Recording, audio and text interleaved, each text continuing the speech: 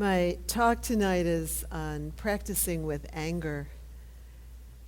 And as I was working with it over the past few weeks, and in particular this week, I kind of despaired at times of fitting what there is to inquire into around anger into a 30 or 40-minute talk. And at one point I thought, well, really it should be a week-long retreat or a book or something. And anyway, what I ended up deciding, there will be an Insight Dialogue retreat in January, and I decided to make practicing with anger the theme for that retreat. And so it's posted already on the web. It's January something or other, January 9th, I think.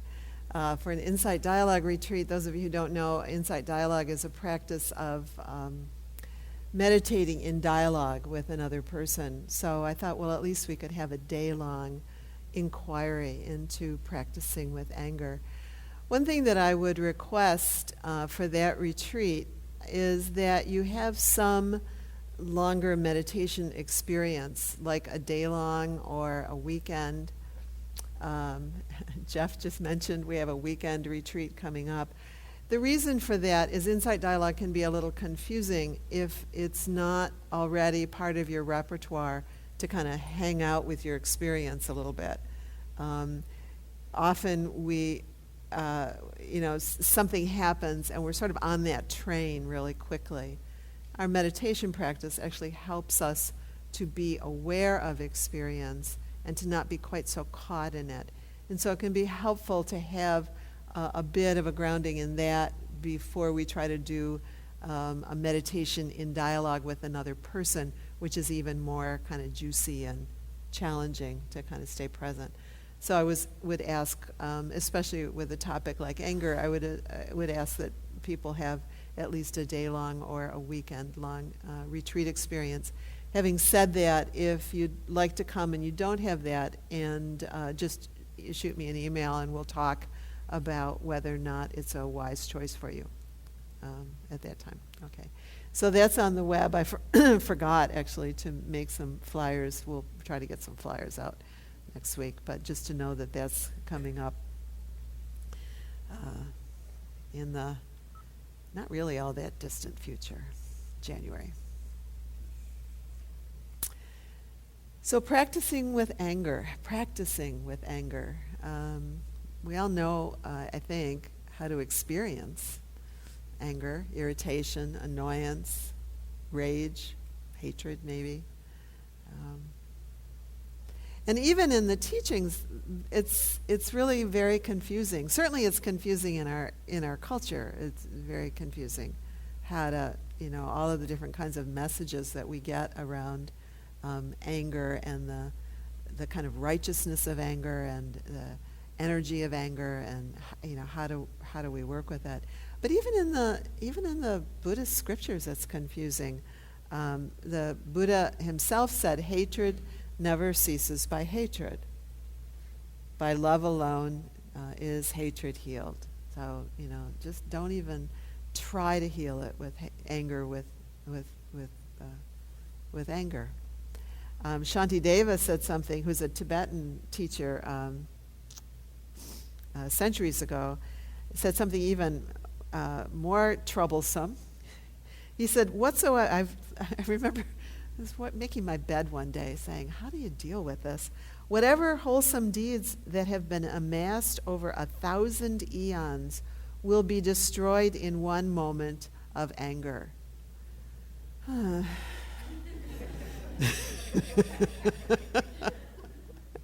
I'll come back to that in a minute. It's like, oh, okay, we can all give up.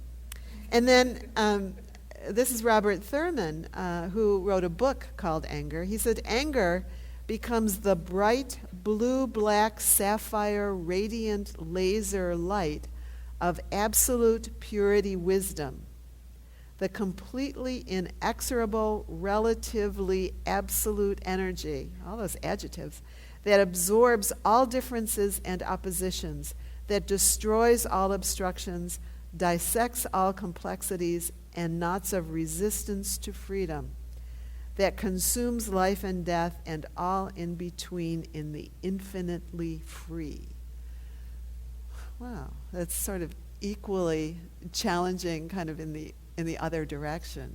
You know, it's just like, okay, what does that have to say to me now when I'm watching TV and, you know, that person comes on, or when I get cut off in traffic, or, you know, whatever, or the telemarketer calls yet again. You know, how do we work with this? I want to make a comment about Shantideva's talk, quote. One of the things about anger that I'm not going to really talk about much tonight is that the Pali words, there are different Pali words in the texts, and they translate differently into English. I remember the Dalai Lama was talking with some Western psychologists, and he said, well, maybe really we shouldn't use the word anger. Maybe we should use the word hatred. And I think that's really what Shantideva is speaking of.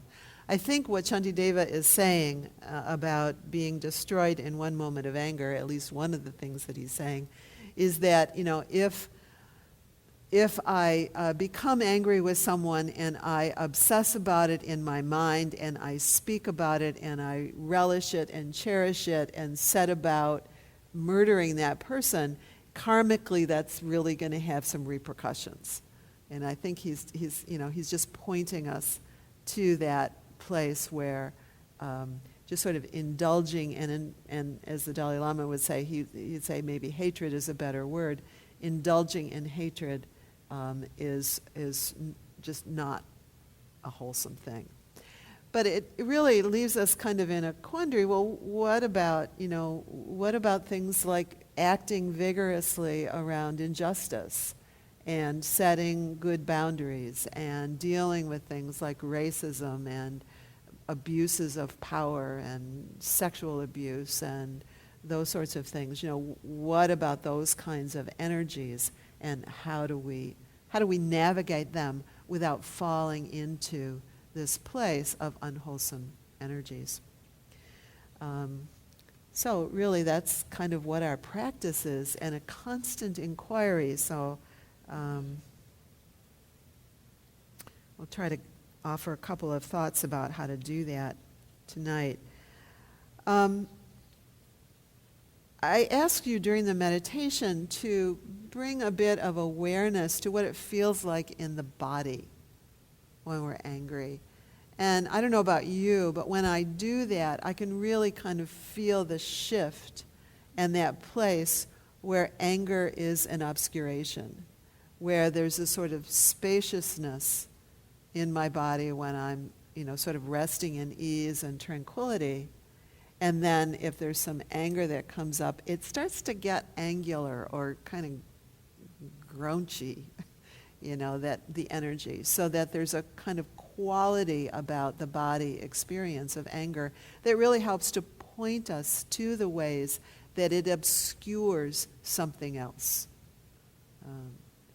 And so I think the teachings about anger really have to do with the ways that anger obscures. And I'll talk about that in just a little minute. You've heard us talk many times before about the acronym RAIN as a way of working with difficult emotions. RAIN stands for to recognize the presence of a difficult experience, to then bring acceptance, a kind of wise and spacious awareness that is accepting of this difficult experience, to then bring investigation to the difficult experience. And the N stands for not self, to really look at the impersonal nature of this difficult experience. So I want to walk through that a little bit tonight, and then I'll hopefully have enough time to talk about some specifics about navigating anger. But I want to do it backwards, because the N tends to get a little bit of short shrift, and I think it's really important to understand the N part about RAIN, the not self part, because it's really crucial. It's sort of like, in the Eightfold Path, the first two aspects of the Eightfold Path have to do with wise view, which is wise understanding, understanding about how the world works, and then wise intention, really orienting ourselves in ways that could possibly lead to happiness and lead to freedom. And the N actually is orienting us around these difficult emotions in a way that's really important, because it kind of gives us the sort of context about why we would do this. Otherwise, it's sort of like, well, why? What difference does it make? It's just sort of natural stuff that's coming out, just sort of our animal nature. So why would we even practice with it? Because we're just animals anyway. So I want to start with being, in a very practical way, to talk about being animals for a minute, and then talk about sort of maybe a deeper layer of that same understanding. And it is, of course, true that we are just animals and we're wired for aggression, that we're wired to protect our territory. Sort of true. What the two animals that are actually our closest relatives are, one is a chimpanzee, which we share 99% of our genes with chimpanzees.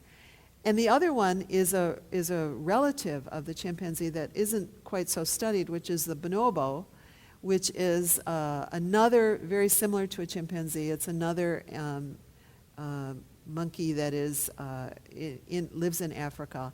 And they have very different genetic makeup. Chimpanzees are very territorial, they're very aggressive. Bonobos aren't. They function in a very cooperative way, and there's something, where is it?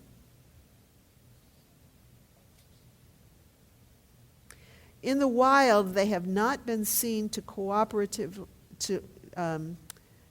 use, in the wild they have not been seen to use to exhibit lethal aggression, unlike the chimpanzees. So, and I found this quote, which I love, which is, "Forget for a moment about the ease with which human beings use tools and the inventive ways we express ourselves through art and language. The behavior that really distinguishes humans from other primates is that we can sit quietly in a theater full of strangers, dozens or even hundreds of us, and not fight or impregnate anybody by the end of the show. If you put 100 strange chimpanzees in a room, there would be bloodshed." But it's not true of bonobos. So I think, just sort of on a very practical way, the N just really sort of refers to, there's just this interconnectedness of which we are capable.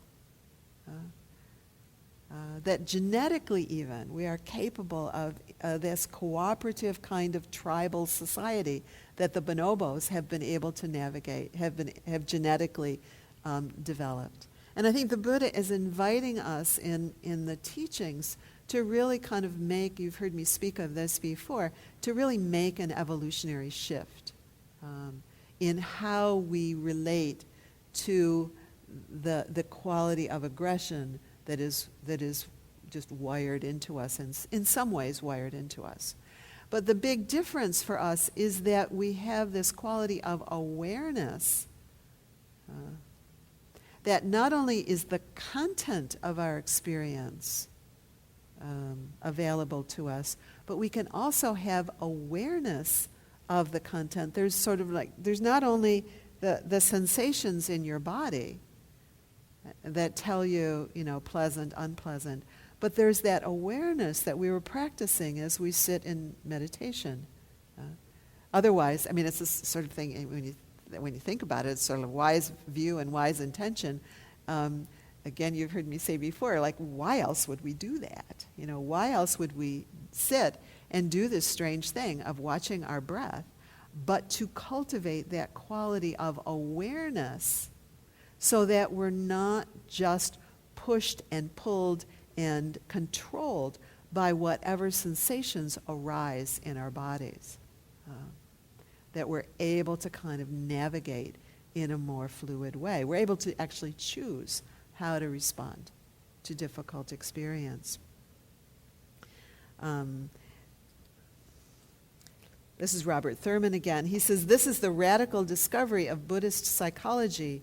You don't have to resign yourself to ordinary suffering, to being always unconscious of what is really going on, helpless before not only society and space and time and others, but more importantly, before your own inner drives, impulses, and demands. You need not give up and allow yourself to be buffeted here and there by passions and angers. You can become conscious of what you were formerly unconscious. You can understand your drives, see where they come from, and divert the energy for your own use. You can resist all imperatives and learn to wield the underlying energies. You can reclaim those energies for your life, for your happiness, and the happiness of your loved ones, so that we don't have to be prisoners of the DNA that responds to pleasant, unpleasant, pleasant approach, unpleasant avoid. We don't have to be prisoners of that. So the teaching really invites us, just on a very sort of practical level, to kind of, use that human quality of consciousness and awareness to really have more freedom, more flexibility in response. In a perhaps deeper way, maybe not so much deeper, I don't know, the Buddha also pointed to the interrelationships of all beings. We practiced with that last week, didn't we, when we did the Dharma contemplation of, may I consider my being precious? And of course we all understood as we did that Dharma contemplation that we weren't saying to the little groups that we were meeting with, may I consider my being precious, you guys not so much. That it was like all of us were speaking, may I consider my own being precious. So if all beings are precious, if all beings are worthy of respect, if all beings practice to turn to wholeness and healing, if all beings deserve compassion for pain, well, that really, again, it sort of invites us to kind of look a little bit more deeply at these energies and how we navigate them. One of the quotes that I love about this interconnectedness and really seeing in a really kind of deep and kind of transcendent way, some of you have heard me quote Thomas Merton, who was a Trappist monk who died in the 90s, I think. But he had quite a few transcendent experiences, and one of them, and he talked about being at the corner, at a street corner in Louisville one day. It was right near the monastery. He was just walking down the street, and all of a sudden, this is what happened to him. He says, in Louisville, at the corner of 4th and Walnut, in the center of the shopping district, I was suddenly overwhelmed with the realization that I loved all those people, that they were mine and I theirs, that we could not be alien to one another even though we were total strangers. It was like waking from a dream of separateness, of spurious self-isolation in a special world, the world of renunciation and supposed holiness. As if the sorrows and stupidities of the human condition could overwhelm me, now I realize what we all are. It was as if I suddenly saw the secret beauty of their hearts, the depths of their hearts, where neither sin nor desire nor self-knowledge can reach, the core of their reality, the person that each one is in God's eyes. If only they could see themselves as they really are, if only we could see each other that way all the time. I think he's pointing to what the Buddha is pointing to, that this reality of beingness and the not self, that this self that we take to be so real is real phenomenologically. We we'll all get in our own cars when we leave. But ultimately, this quality of connectedness is what is real. And so then to act on rage or hatred is sort of like, your liver declaring war on your heart or something. It's just like, what? Why would you do that? Because it's just all one organism. It's just all one thing. So that the Buddha's teaching on not self is really pointing to that quality of, which is sort of like the context in which we begin to inquire into working with anger. But of course we don't see that a lot of the time. We get kind of preoccupied with this sort of more narrow little view, and the Buddha would call us deluded in that way, that we don't get it. We don't get the wider picture. He calls us uninstructed worldlings, that we don't understand really how things work. And so when we don't understand how things work, we try to make them work in a way that's not going to work because it's just not the nature, the ultimate nature of our reality.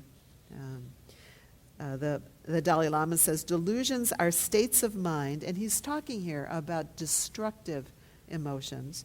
He says, delusions are states of mind which, when they arise within our mental continuum, leave us disturbed, confused, and unhappy. Therefore, those states of mind which delude or afflict us are called delusions or afflictive emotions. And it's true for all of us. The Buddha also said, there are beings who suffer not from disease of the body for even a year or 2 years, even for 100 years, but it is hard to find in the world beings who can admit freedom from mental disease even for one moment. So we're in good company. He says, save those who have destroyed delusions. So destroying that delusion of our separateness and our need to protect our separateness is ultimately what working with anger is about. And having said that, I meant to subtitle my talk, Start Where You Are. That we can't jump from being chimpanzees fighting one another in a theater to ultimate transcendence, just by hearing a talk or just by sort of scolding ourselves and saying we're being bad. Because that's not at all what it's about.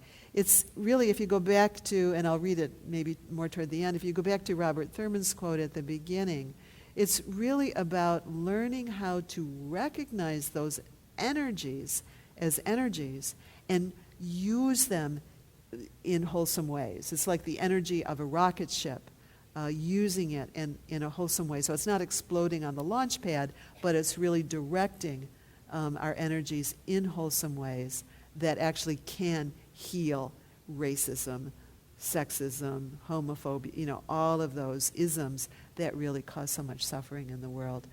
My friend Ajahn Tanasanti has a lovely metaphor, which is, she says, when she's talking about working with energy, she says, it's like flour. You can use flour for all sorts of different things. You can make pancakes, you can make glue, you can just do all, you can, throw it in the air. You can do all sorts of different things. And so with the same thing with the energies of anger, you can do all sorts of things with it. And the challenge really is to know those energies and know them so well that we can use them and direct them in wholesome ways. So our basic mental attitude, how we relate to the contents of our minds, it's not like the arising of anger or irritation or grumpiness or something like that is somehow unwholesome. It's part of our nature. It's just, we're these animals. It's part of our nature. So that's not a problem. And so we don't need to somehow stifle ourselves to kind of get that to not happen. But the challenge is to deal with our mental attitude, how we relate to the contents of our minds, how we relate to our experience, not the experience itself. really important point. The issue isn't the experience itself. Even rage, the issue isn't the experience itself. The issue is how we relate to it.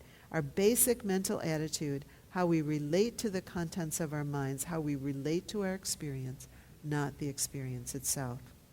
So meditation is cultivating, ideally for all of us all of the time, the ability to know our experience, to relate to it, first our own and an inside dialogue practice with others' experience, with kindness, curiosity, patience, forbearance, restraint, and compassion. Wholesome skills of how do we relate to all of these energies. And then to act. So we're not talking about collapsing in some kind of spiritual helplessness or spiritual trance. Like anything's okay. Then to act, but that the action comes from this relationship with our experience, with kindness, curiosity, patience, forbearance, restraint, and compassion, so that the action comes out of that place, not that place of the chimpanzees, attacking each other. So that the action is actually coming from using the energy, but really having a whole different quality, and as it is expressed in whatever form. And that is actually our practice. It isn't like, okay, go home tonight and just do that 100% of the time, and be mean to yourself if you're not like that. That's not what the teaching is. The teaching is, this is the view, this is the intention, the inclination of our minds.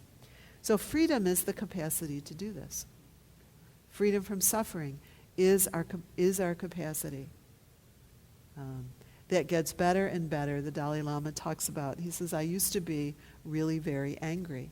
And I still get angry sometimes. He said, but my practice over the years has really helped a lot. So to continually practice with our meditation, to really be able to relate to the contents of our minds and not be driven by them. This is the Dalai Lama again. He says, the undisciplined mind is like an elephant. If left to blunder out of control, it will wreak havoc. But I do not mean to suggest that the mind is inherently destructive. There is an important distinction to be made between consciousness as such and the thoughts and emotions that arise in experience, in awareness. So an important distinction to be made between consciousness and what arises in consciousness. So this is what our practice is about, huh? This is why we do this goofy thing of sitting here watching our breath. The other thing about this, the understanding it this way, is that the instruction is relating to these energies as energies. It's not personal, We tend to think of my anger, or your anger, or his anger. It's not personal. It arises as a result of causes and conditions, one of which is our genetic makeup, one of which is a lot of history in whatever ways. But it's not personal. It's how life is on this planet. This quality of energy arises. It's like fire, this quality of energy arises. How do we work with it safely? I was thinking about that. It's like, I have a propane tank in my yard, and we have electric lines, both of which could kill me, or anybody, But we've learned how to navigate them wisely and use them well. So that's the invitation of the N part of rain. Time. So the R of rain is just recognizing it. We know when it's present. And in particular, knowing that it's present in the way I just so briefly touched on in the meditation, of knowing that it's present in the body. Because the capacity to be with it is not going to arise in that conceptual mind. That's that place where we get caught in our conditioning and we kind of get caught on the train. But to rest in the awareness as it arises in the body. So the recognition is, okay, I know I'm angry. What does it feel like? What does it feel like in my body to be irritated? And I don't know about you, but that can be a really hard move, because I can really, really want to tell a story about why I'm angry and what should happen and what should have happened, anyway. So you can kind of watch the mind's obsession about it and the tendency to really kind of try to grab onto the story. And I don't want to feel what it feels like in my body. But the instruction actually is to bring awareness into the physical body. That's the R part. The A part is allowing and accepting it. And here, Tejaniya does some beautiful teachings. I think he's Thai monk, I can't remember. But where he's talking about, it's the quality of awareness, not the content. It's the quality of awareness that matters. Can we know it? Can we see that it's there?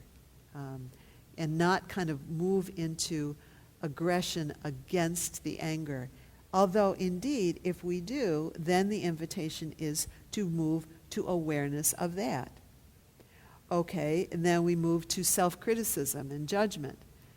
Can we be aware of that and how that feels in the body? And then we move to impatience and hopelessness. Can we be aware of that and how that feels in the body? So that we find a place where we can be aware. Maybe what we're aware of is, wow, when I feel irritated, there's this whole kind of struggle that kind of bumps around inside me. So I can feel what it feels like and be aware of what it feels like to be caught in this struggle. Or to be caught in this place of wanting revenge, or wanting to act out in a way that I know isn't so skillful. Or maybe even aware of, I did act out in a way that wasn't so skillful. Now I feel, whatever I feel. Bring awareness to the feeling quality. So the R is recognizing, the A is accepting. And these are some of the pieces, by the way, that we just don't have time to elaborate, and hopefully we'll do a little bit better on the day long. And then investigation. This is Robert Thurman again. He says it's important to understand that restraining our response to negative thoughts and emotions is not a matter of just suppressing them. Insight into their destructive nature is crucial. Unlike physical discipline, true inner or spiritual discipline cannot be achieved by force, but only through voluntary and deliberate effort. That effort of being aware and then investigating. I don't know who said this. Don't push this too quickly or it will lead to hypocrisy. That quality of really working with anger. But on the same token, to kind of throw up our hands and say, well, I'm just a chimpanzee.